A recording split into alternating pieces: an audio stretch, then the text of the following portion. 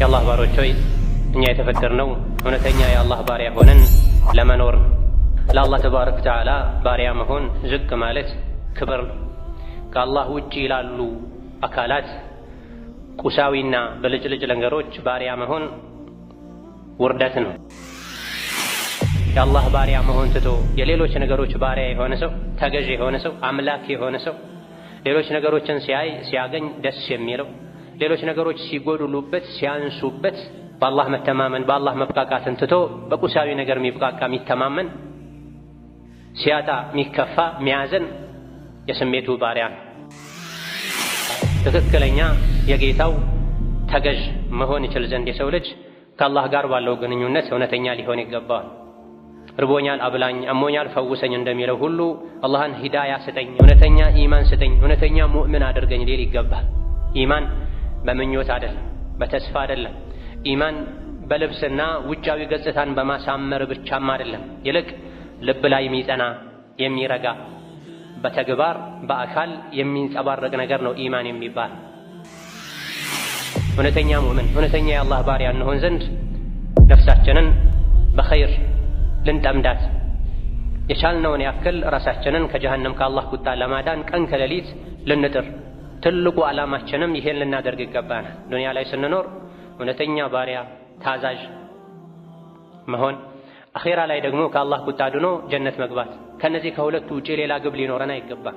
ليس من يقطع طرقا بطلا إنما من يتقي الله البطل. إن الحمد لله نحمده ونستعينه ونستغفره ونعوذ بالله من شرور أنفسنا ومن سيئات أعمالنا من يهده الله فلا مضل له ومن يضلل فلا هادي له وأشهد أن لا إله إلا الله وحده لا شريك له وأشهد أن محمدا عبده ورسوله يا أيها الذين آمنوا اتقوا الله حق تقاته ولا تموتن إلا وأنتم مسلمون يا أيها الناس اتقوا ربكم الذي خلقكم من نفس واحدة وخلق منها زوجها وبث منهما رجالا كثيرا ونساء واتقوا الله الذي تساءلون به والأرحام إن الله كان عليكم رقيبا يا أيها الذين آمنوا اتقوا الله وقولوا قولا سديدا يصلح لكم أعمالكم ويغفر لكم ذنوبكم ومن يطع الله ورسوله فقد فاز فوزا عظيما أما بعد فإن أصدق الحديث كتاب الله وخير الهدي هدي محمد صلى الله عليه وعلى آله وأصحابه وسلم تسليما كثيرا وشر الأمور محدثاتها فإن كل محدثة بدعة وكل بدعة ضلالة وأوصيكم ونفسي بتقوى الله يا عباد الله فاتقوا الله تعالى حق التقوى يا الله باروچوي الله ያዛችሁን በመታዘዝ የከለከላችሁን በመከልከል ሁሌም በሁሉም ጉዳይ ላይ በሁሉም ቦታ ላይ ጌታ አላህን የሚገባውን ፈራቻ ፍሩት። ለአኺራችሁ ስንቅ ያዙ። ከስንቆች ሁሉ በላሽ ስንቅ አላህን መፍራት ነው። የአላህ ባሮች ሆይ እኛ የተፈጠርነው እውነተኛ የአላህ ባሪያ ሆነን ለመኖር ነው። ለአላህ ተባረከ ወተዓላ ባሪያ መሆን ዝቅ ማለት ክብር ነው። ከአላህ ውጪ ላሉ አካላት ቁሳዊና ብልጭልጭ ነገሮች ባሪያ መሆን ውርደት ነው። ያለንበት ወር ባሪያነትን የምናረጋግጥበት የምናስመሰክርበት ወር ነው። ረመዳን ላይ የተከለከልነውን በመከልከል የታዘዝነውን በመፈጸም ባሪያ እንደሆነው ሁሉ ሁሌም በሁሉም ጉዳይ ላይ በሁሉም ቦታና ሁኔታ ላይ እውነተኛ የአላህ ባሪያ ልንሆን ይገባናል። አላህ ተባረከ ወተዓላ ታላላቅ ነቢያቶቹን ትልቅነታቸውን ሲገልጽ ባሪያችን ብሎ ገልጿቸዋል። ነቢይን ዓለይሂ ሰላቱ ወሰላም ቁርአን እንዳወረደላቸው እንደሰጣቸው ኢስራና ሚዕራጅን ወደ ሰማይ ከፍ እንዳደረጋቸው በገለጸበት አጋጣሚ አብድ ብሎ ነው የገለጻቸው፣ ባሪያዬ ብሎ ነው የገለጻቸው። የሰው ልጆች ከሚኮሩበት ነገር ሁሉ ይበልጥ የሚያኮራው የአላህ ባሪያ መሆን። ከአላህ ተባረከ ወተዓላ ውጪ ላሉ አካላት ባሪያ እንዳንሆንም ነቢዩ ዓለይሂ ሰላቱ ወሰላም አስጠንቅቀውናል። የብር ባሪያ፣ የወርቅ ባሪያ፣ የጨርቅ ባሪያ ተዋረደ፣ ከሰረ። እነዚህ ቁሳቁሶችን ሲያገኝ ደስ የሚለው፣ እነዚህ ቁሳቁሶችን ሲያጣ የሚከፋው ይክሰር ይዋረድ ብለዋል ዓለይሂ ሰላቱ ወሰላም። የስሜታችን ባሪያ የዱንያ በልጭልጭ ባሪያ ልንሆን የሀብት የዝና የስልጣን ባሪያ ልንሆን አይገባም።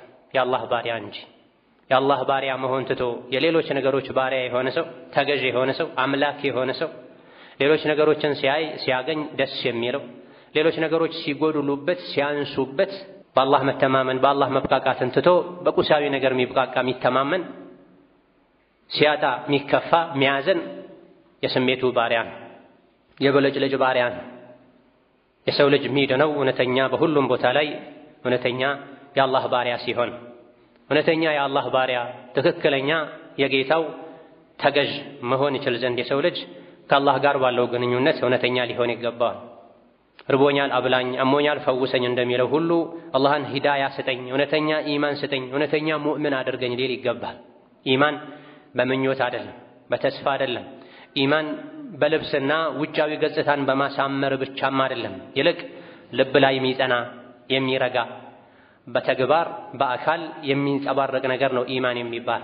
እውነተኛ ሙእምን እውነተኛ የአላህ ባሪያ እንሆን ዘንድ ነፍሳችንን በኸይር ልንጠምዳት የቻልነውን ያክል ራሳችንን ከጀሃነም ከአላህ ቁጣ ለማዳን ቀን ከሌሊት ልንጥር ትልቁ ዓላማችንም ይሄን ልናደርግ ይገባናል። ዱንያ ላይ ስንኖር እውነተኛ ባሪያ ታዛዥ መሆን፣ አኼራ ላይ ደግሞ ከአላህ ቁጣ ድኖ ጀነት መግባት።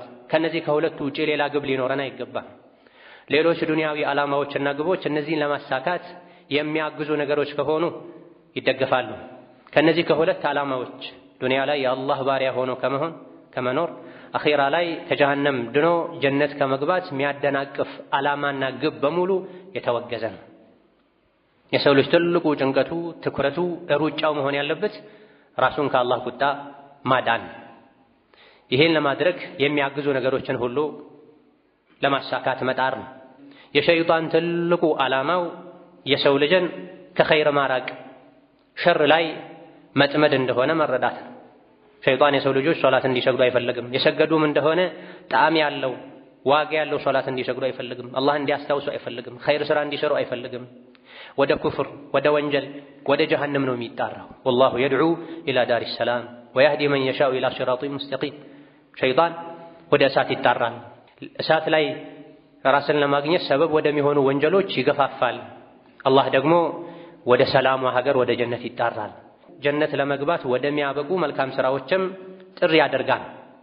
መዳን የፈለገ እውነተኛ ባሪያ መሆን የፈለገ ስሜቱን ሊቃረን ሸይጣንን ጠላቱን ሊያምጽ ይገባዋል። አላህ ዘንድ እድለኛ ይሆን ዘንድ እውነተኛ ባሪያ ለመሆን መልካም የአላህ ተባረከ ወተዓላ ወልይ ለመሆን አምስት ወቅት ሶላታችንን በአግባቡ ልንሰግድ ሶላትን ይህ የመጨረሻ ሶላቴ ነው ያለን ምንም ሳናጎድል ከልባችን ሐሳባችን ሰብስበን ምንቀራውን ምናደርገውን ዚክር ዱዓ እያስተዋልን እያስተነተንን ልንሰግድ ይገባል። ሶላትን በአግባቡ የሚሰግድ ሰው ሶላት ወደ መልካም ነገር ሁሉ ይጠራል፣ ይመራል፣ ከመጥፎ ነገር ሁሉ ያርቃል፣ ይከለክላል። ኢነ ሶላተ ተንሃ ዐኒል ፈሕሻኢ ወልሙንከር ወለዚክሩላሂ አክበር የተባለውን እዚህ ነው። ሶላትን ቀጥ አድርጋችሁ ስገዱ።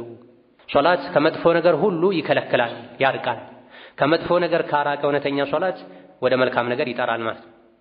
ዙህርን በአግባቡ የሰገደ ሰው እስከ ዐሱር ከፊት የሰገደው ሶላት ይጠብቀዋል። ዙህርን በአግባቡ የሰገደ ሰው የሶላቱ ጣዕም ሌላ ሱና ሶላት እንዲያስከትል ያደርገዋል።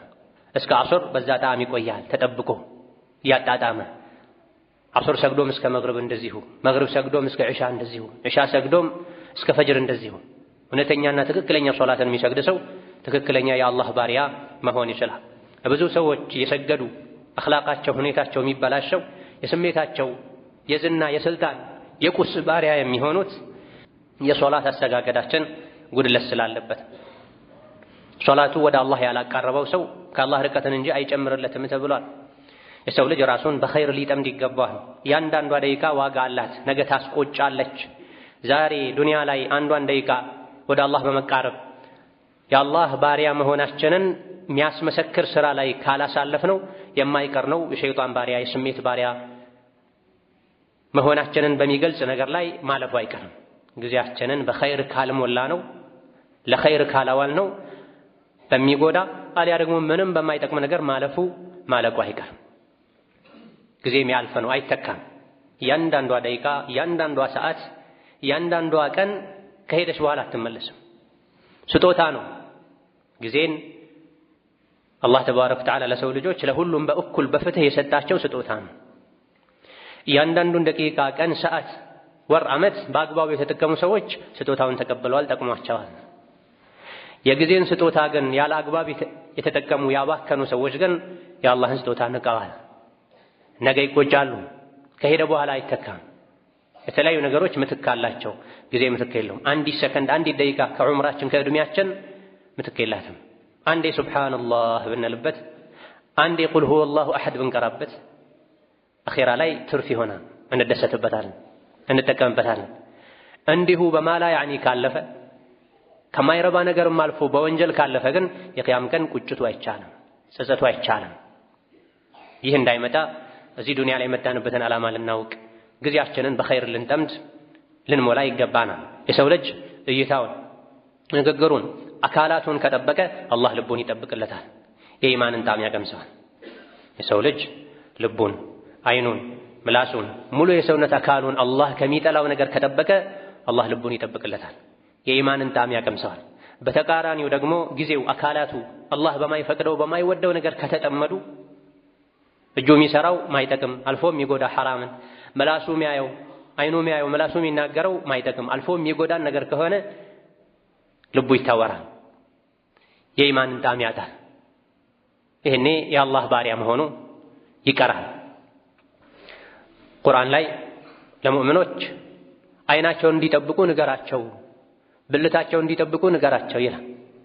አይንና ብልቱን ያልጠበቀ ሰው ሙእምን አይሆንም ማለት ነው። ይሄ አንድ ምሳሌ ነው። ሌላም ሆዳችንን፣ መላ የሰውነት አካላችንን አላህ ከሚጠላው ነገር ካልጠበቀን በስተቀር እውነተኛ የአላህ ባሪያ ልንሆን አንችልም።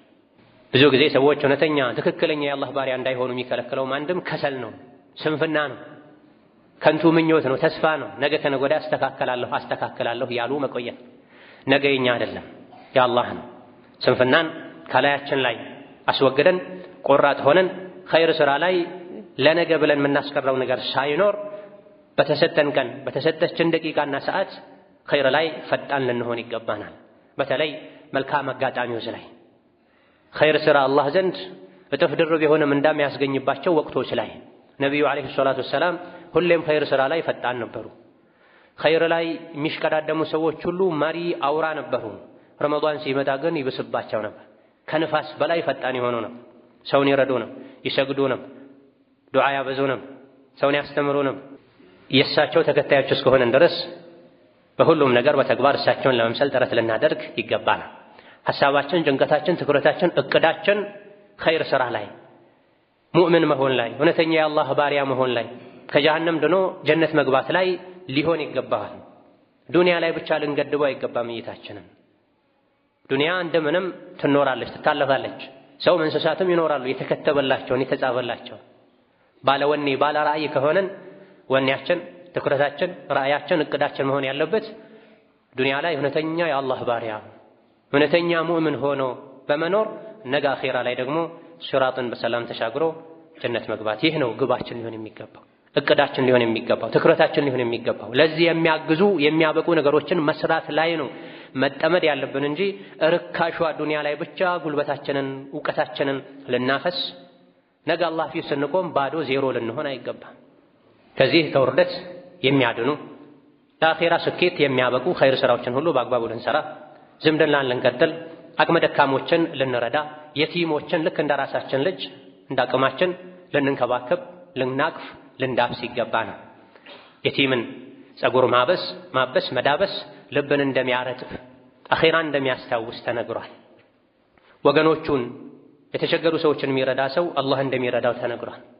ከጎኑ እንደሚሆን ተነግሯል።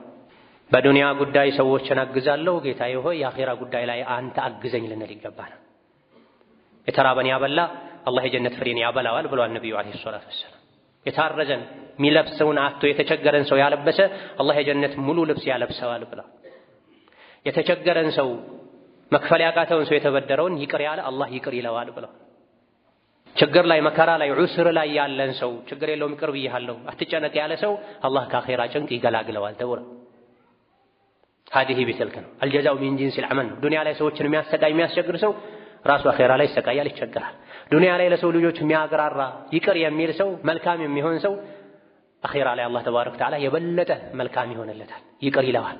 አና አሐቁ ቢልዐፍዊ ይላል። አንተ ሰው ከመሆንህ ጋር ይቅር ካልክ እኔ አላህ ነኝ የበለጠ ይቅር ማለት አለብኝና ይቅር ብዬሃለሁ ይላል። ሰዎችን ከማርክ እምርሃለሁ ይላል።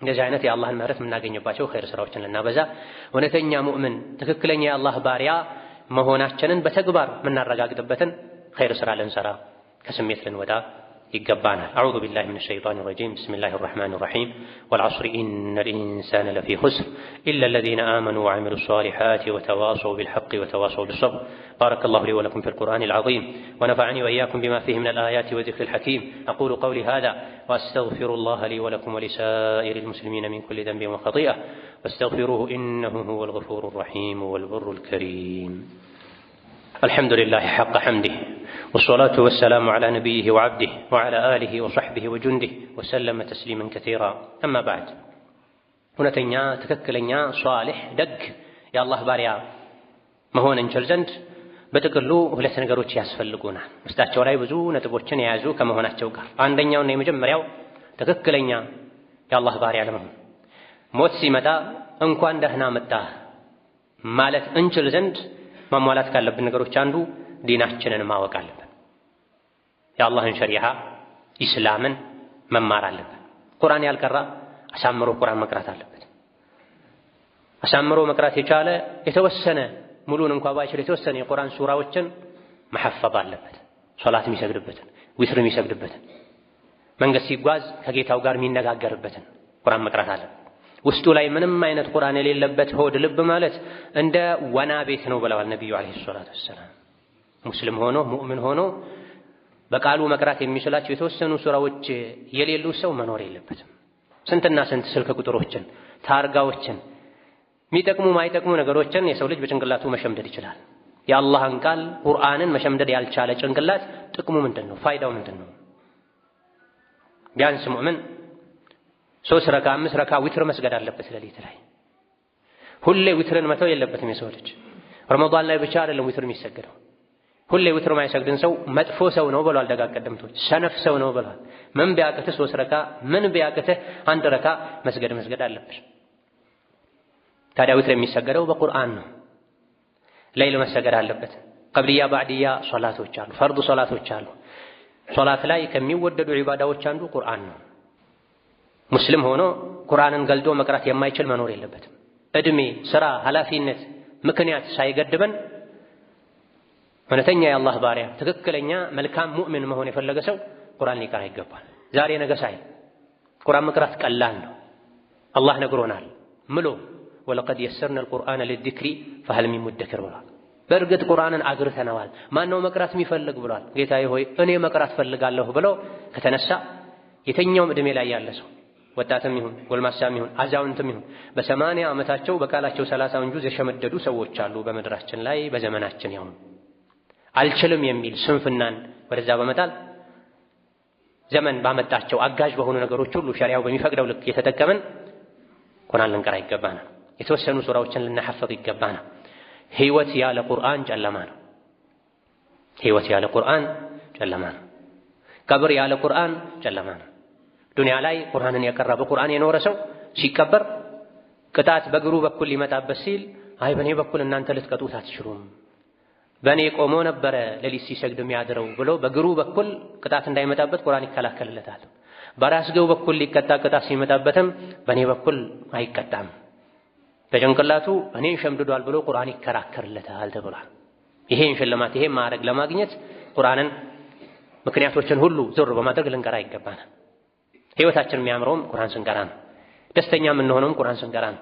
የልብ ቀለብ ነው። አሳ ያለ ውሃ መኖር እንደማይችለው ሙእምን ያለ ቁርአን ልቡ ሕያው ሊሆን አይችልም።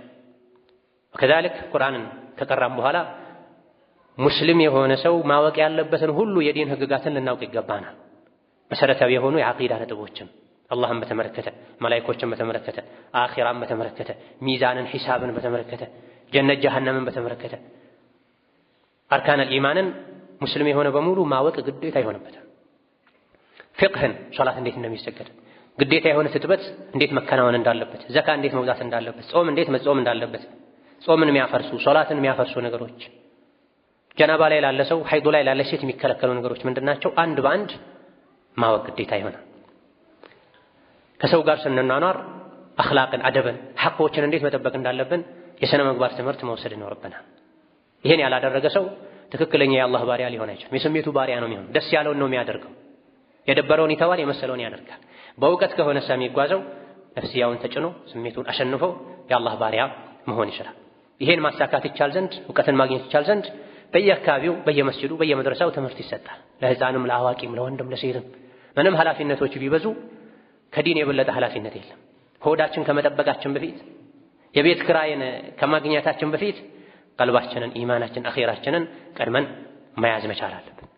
አስተማማኝ ማድረግ አለብን። ከዛ በኋላ ነው ከአኺራ በኋላ ከዲን በኋላ ነው ለዱንያ ልንጨነቅ የሚገባንና ስራ አለብኝ፣ የሱቅ ሰራተኛ ነኝ፣ የጉልበት ሰራተኛ ነኝ፣ የቢሮ የመንግስት ሰራተኛ ነኝ አላህ ዘንድ ዑድር አይሆኑም ዲንን ላለማወቅ። ስለዚህ ባለንበት መስጂድ መድረሳ ከመግሪብ እስከ ኢሻ ከፈጅር በኋላ ከዙህር በኋላ አመቻችተን ለዱንያ ጉዳይ ያስፈልገኛል ካለን መንገዱን አመቻችተን እንደምናሳካ ሁሉ የዲን ትምህርትን የምናገኝበትን መንገድ ፈጥረን ወንዱም ሴቱም መማር፣ በአካል ሄዶ ከመማር ጎን ለጎን ዘመናዊ በሆኑ መንገዶች ታማኝ ታዋቂ የሆኑ በቁርአን በሐዲስ በሱና የሚታወቁ ዑለሞችን ትምህርት ማድመጥ፣ መጽሐፎችን ማንበብ እውቀት ማግኛ መንገድ ነው። ያለ እውቀት መኖር ከእንስሳት በታች ሆኖ መኖር ነው። ያለ እውቀት መኖር፣ በጅህልና መኖር፣ በድንቁርና በመሐይምነት መኖር ከእንስሳት በታች ሆኖ መኖር። እንዲህ አይነት ሰዎችን አቅል፣ ልብ፣ ጆሮ እያላቸው ዲንን ለማወቅ ለመገንዘብ ማይጥሩ ሰዎችን አላህ ከእንስሳት የባሱ ናቸው ብሏቸው። ውዱእ የሚያፈርሱ ነገሮች የማያውቁ፣ ጾም የሚያፈርሱ ነገሮች የማያውቁ፣ ፍቺ እንዴት መከናወን እንዳለበት ግዴታ ሲሆን የማያውቁ፣ ኒካህ እንዴት መታሰር እንዳለበት የማያውቁ ሰዎች አሉ። በጨለማ አይናቸውን አስረው የሚጓዙ ማለት ነው፣ የሚደነብሩ ማለት ነው። ይህ ከአላህ ባሪያነት አውጥቶ የስሜት ባሪያነት ውስጥ ያስገባንና እውነተኛ የአላህ ባሪያ መሆን የሚፈልግ ሰው እውቀት ላይ መጓዝ አለበት። ሁለተኛው መሰረታዊ የአላህ ባሪያ እውነተኛ ባሪያ ለመሆን መሟላት ያለበት ነገር ባወቁት መስራት። ማወቅ ብቻ ጥቅም የለውም። ለማወቅ አይሁዶችም ያውቃሉ። ከማወቃቸው ጋር አላህ ምን ብሏቸዋል? መግዱብ ዐለይሂም ብሏቸዋል። አላህ የተቆጣባቸው። ለምንድን ነው አላህ የተቆጣባቸው? ያወቁ ስላጠፉ። ማወቁ ብቻ በቂ አይደለም። በዘመናችን ሰዎች በተለያየ መልኩ እውቀት እየቀሰሙ ነገር ግን እውቀቱ ፍሬው እየታየ አይደለም። ዒባዳ ላይ ስነ ምግባር ላይ እውቀት ያለው ሰው ደረጃ ላይ አይደለም አብዛኛው ሙስሊም የሚገኘው። እንደመሰለው ነው የሚኖረው። ያ እንዳይሆን በአቂዳም ጉዳይ ይሁን በፍቅህም ጉዳይ ይሁን በስነ ምግባርም ጉዳይ ይሁን የተማርነውን መተግበር መቻል አለብን። መልካም ስራ ማለት ሶላት ብቻ አይደለም። በአላህና በባሪያው መሃል ያለ ግንኙነት በሙሉ አላህ በሚፈቅደው መልኩ መጓዝ፣ ይሄ ነው መልካም ስራ የሚባል።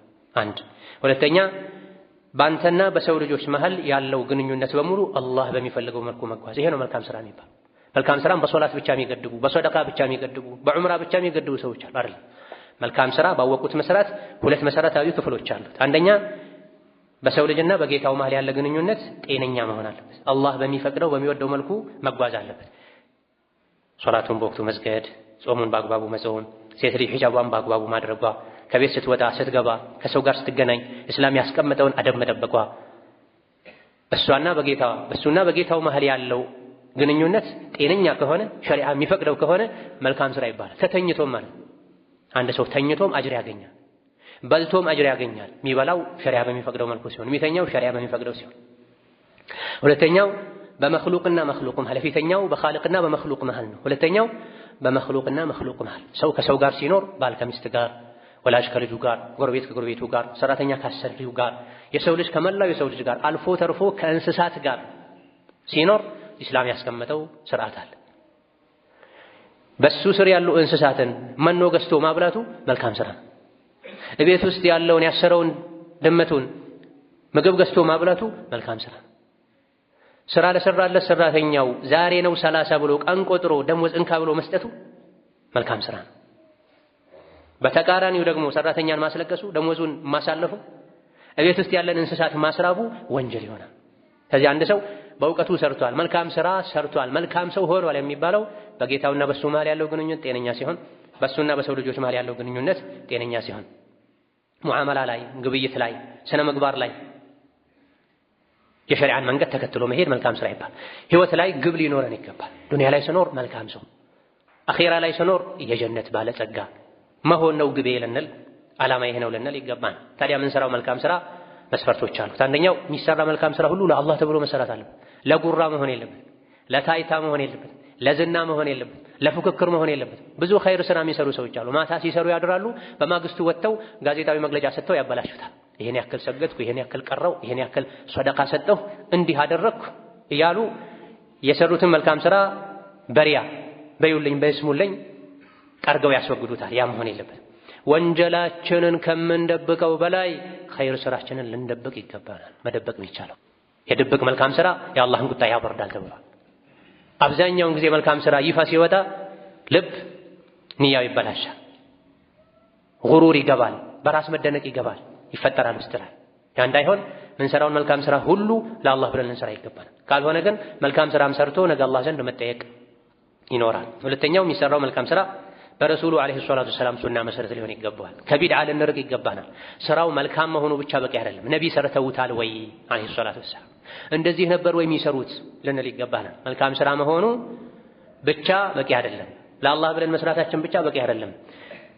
ተቀባይነት ያገኝ ዘንድ አላህ ዘንድ ያድነው ይጠቅመን ዘንድ አንድ በነቢዩ ሱና መሰረት መሟላት አለበት። ይሄ መስፈርት ልናውቅ ልንጠብቅ፣ ከቢድዓ ልንርቅ፣ ምን ችግር አለው ከማለት ልንወጣ ይገባናል። ችግር አለው። ነቢ ያልሰሩ ስራ ሁሉ ችግር አለው።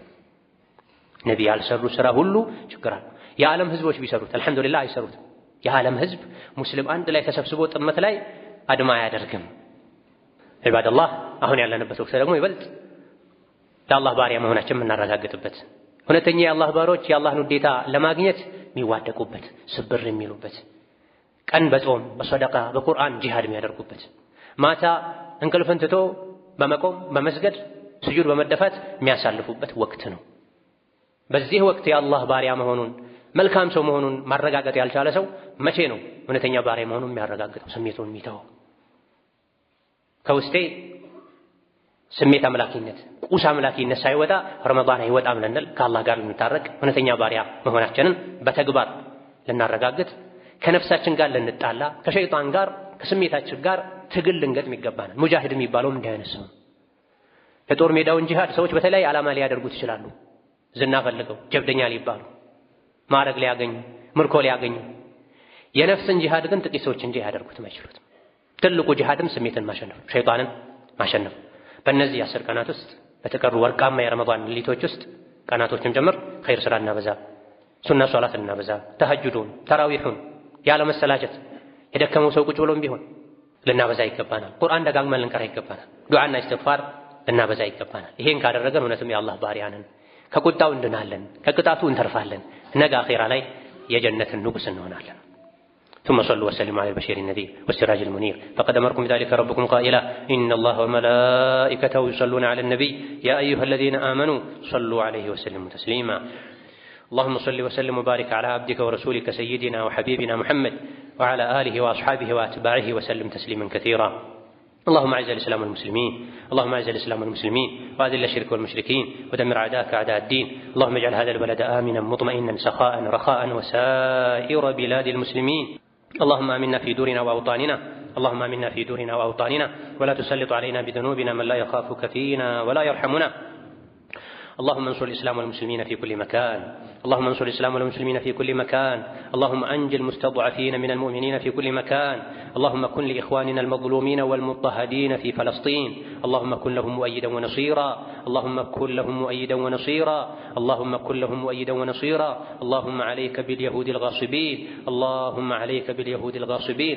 اللهم خذهم أخذ عزيز مقتدر اللهم خذهم أخذ عزيز مقتدر اللهم خذهم أخذ عزيز مقتدر فإنهم لا يعجزونك حسبنا الله ونعم الوكيل اللهم فرج هم المهمومين ونفس كرب المكروبين واقض الدين عن المدينين واشف مرضنا ومرضانا ومرضى المسلمين وارحم موتانا وموتى المسلمين اللهم وحد صفوف المسلمين اللهم وحد صفوف المسلمين اللهم من أراد بالإسلام والمسلمين شرا فاشغله بنفسه واجعل كيده تدميرا له يا رب العالمين اللهم أعنا على ذكرك وشكرك وحسن عبادتك اللهم إنا نسألك الهدى والتقى والعفاف والغنى اللهم إنا نسألك الهدى والتقى والعفاف والغنى اللهم إنا نسألك الهدى والتقى والعفاف والغنى ربنا آتنا في الدنيا حسنة وفي الآخرة حسنة وقنا عذاب النار آمين والحمد لله رب العالمين.